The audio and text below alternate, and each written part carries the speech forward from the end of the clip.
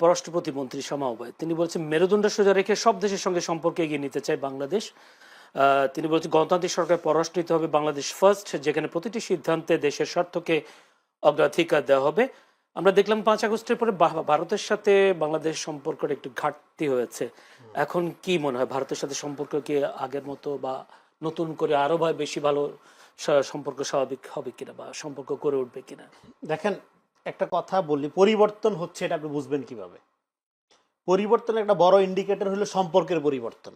যেমন ধরেন, সহজ উদাহরণ দিই, যে আপনি যদি মনে করেন আপনি এমন একটা ফ্যামিলিতে জন্ম নিয়েছেন এবং আপনার উন্নতি অগ্রগতির আকাঙ্ক্ষা আছে, কিন্তু আপনার ফ্যামিলি এটা তথাকথিত চিন্তা করে বা আপনাকে আগ্রহ, তখন আপনি কি করেন? তখন আপনি সেই ফ্যামিলির থেকে একটা দূরত্ব বজায় রেখে নিজের যে ড্রিম, নিজের যে স্বপ্ন, নিজের যে লাইন, সেই লাইনে যান। হয়তো সফল হন অথবা ব্যর্থ হয়ে আবার ব্যাক টু দ্য প্যাভিলিয়ন, ফ্যামিলিতে ফিরে আসেন, বাপ বকাঝকা করে, মা দুইটা বকাঝকা দিয়ে, বাপ দুইটা থাপ্পড় দিয়ে আবার নিয়ে নেয়। হ্যাঁ, তার মানে কি, পরিবর্তনের জন্য প্রথম কাজ হলো সম্পর্কের পরিবর্তন ঘটানো। তো সম্পর্কে এটা একইভাবে এখন বিএনপির ক্ষেত্রে বড় পরিবর্তনটা কোথায় হয়েছে? জামাত কিন্তু বিরোধী দলে যাইতে চায়নি, তারা বারবার জাতীয় সরকারের কথা বলেছে। সর্বশেষ আমি যে খবর আপনার পাইছি, 15টা সিট 3টা মন্ত্রণালয়, তাতেও তারা রাজি বিরোধী দলের। কারণ তারা তো ক্যাডার ভিত্তিক রাজনৈতিক অর্গানাইজেশন, তারা সবসময় প্রো ইস্টাবলিশমেন্ট, সবসময় কোনো না কোনো ফর্মে ক্ষমতার সাথে থাকতে হয় তাদের, সেটা যেই আমলই হোক।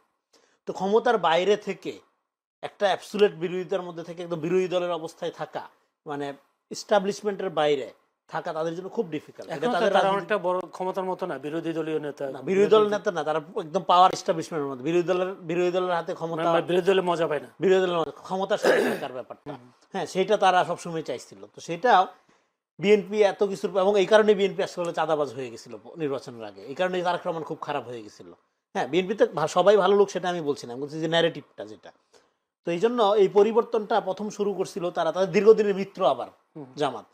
ফলে এটা খুব ডিফিকাল্ট ছিল যে এরকম একটা মিত্রের সাথে একটা মুখোমুখি, হ্যাঁ, একটা প্রতিদ্বন্দ্বিতার সম্পর্কের মধ্যে যাওয়া, একজন আরেকজনকে চরমভাবে ধরেন, হ্যাঁ, আপনার মুখোমুখি অবস্থানে দাঁড়ানোটা, এটা খুবই একটা কঠিন কাজ ছিল। তো ফলে এই পরিবর্তনটা যখন তারা মেনে নিছে বা পরিবর্তনের দিকে নিজেদেরকে নিয়ে গেছে, তখনই আসলে এটা একটা নতুন পলিটিক্যাল ডাইমেনশন তৈরি হচ্ছে, এটা বোঝা যাচ্ছিল, এটা শুরু হয়ে গেছিল এর মধ্য দিয়ে। তো এখন এর ফলে আসলে দেশীয় স্ট্রাকচারে যেটা, অ্যাট দ্য সেম টাইম এটা পররাষ্ট্রনীতি আপনি যেটা বললেন, সেখানেও এটা প্রভাব ফেলবে স্বাভাবিক। সেই পররাষ্ট্রনীতির ক্ষেত্রে এখানে আমরা দেখলাম কি, কথায় কথায় এন্টি ইন্ডিয়ান, দিল্লি না ঢাকা। আরে ভাই, 5 তারিখ পার হয়ে গেছে, দেশে স্টেবিলিটি দরকার, বাণিজ্য দরকার, ইনভেস্টমেন্ট আনা দরকার।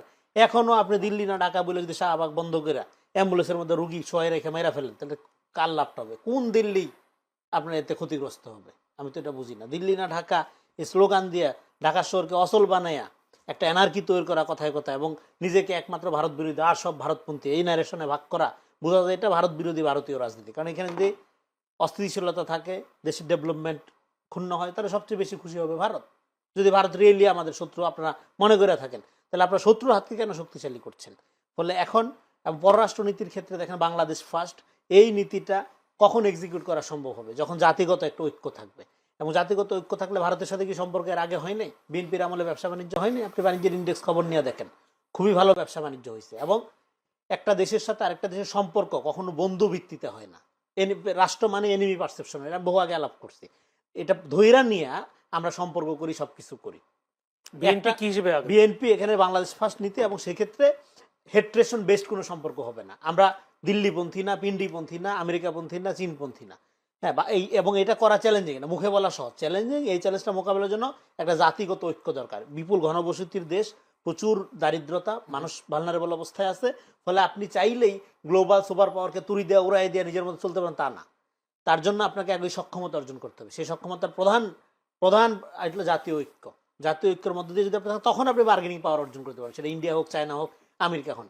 কিন্তু তা না করে আপনি নিজেই যদি শততা বিভক্ত থাকেন এবং আপনার ন্যাশনাল ইন্টারেস্টটা যদি প্রোটেক্ট করার ব্যাপারে একটা জাতীয় ঐক্য না থাকে, আপনারা আলাদা বিরোধিতা রাজনীতি করেন একজন, তখন কিন্তু আপনি আসলে ভারত কেন, ভারত চায়না কারোর সাথেই সুবিধা করতে পারবেন না। আর ভারতের ব্যাপারটা এখানে সবসময় একটা পলিটিক্যাল র্যাটরিক্স আকারে হাজির করা হয়। কেন? যারা এখানে ভারত বিরোধী রাজনীতি করে, আপনারা দেখেছেন নিউজে, তারা গোয়েন্দা সংস্থার সাথে, ভারতীয় গোয়েন্দা সংস্থার সাথে মিশতেছে, ভারতের কূটনীতির সাথে গোপনে আলাপ করতেছে, সবই করতেছে। কিন্তু প্রকাশ্যে বিএনপি যখন ধরেন একটা পররাষ্ট্রনীতি বাংলাদেশের সবার আগে বাংলাদেশ নীতি বজায় রেখা ডায়লগে যাবে, ব্যবসা বাণিজ্য আগামী ভারতের দালাল। সো এই যে হেট্রেশন বেসড পলিটিক্সটা, এটা বাংলাদেশকে আগায় নিবে না। সাউথ এশিয়ান একটা কমন আইডেন্টিটি আমাদের আছে, আমাদের হেট্রেশন বেসড পলিটিক্সের কোনো সুযোগ নেই। আপনি ধরেন ইউরোপ আমেরিকায় যখন যান, আপনি তো একটা ইন্ডিয়ান রেস্টুরেন্টে খাইতে যাবেন, একটা পাকিস্তানি রেস্টুরেন্টে খাইতে যাবেন, গ্লোবাল কন্টেক্সটও আপনার চিন্তা করতে হবে। আজকে পৃথিবীটা এরকম না যে আপনি শুধু আপনি আপনার পরিবার এগুলো নিয়ে থাকতে পারবেন। তো সেদিক থেকে বাংলাদেশের পররাষ্ট্রনীতি আমি বলি যে সম্পর্কের পরিবর্তন, যেটা বাংলাদেশ সেই সম্পর্কের পরিবর্তনের দিক থেকে এটা গোটা দুনিয়ার সাথে সম্পর্কের দিক থেকে, আপনার পররাষ্ট্রনীতির সম্পর্কের দিক থেকেও একটা পরিবর্তনের